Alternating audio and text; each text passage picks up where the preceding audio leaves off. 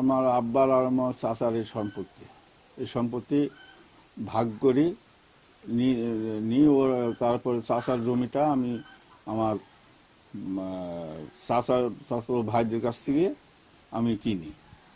কেনার পরে আমিন দিয়ে মাপ যোগ করে আমার মতন আমি বাউন্ডারি ওয়াল দেওয়ার পরে এখন অনেক দিন পর আবার দেশে নতুন করে ঝামেলা পাকাচ্ছে।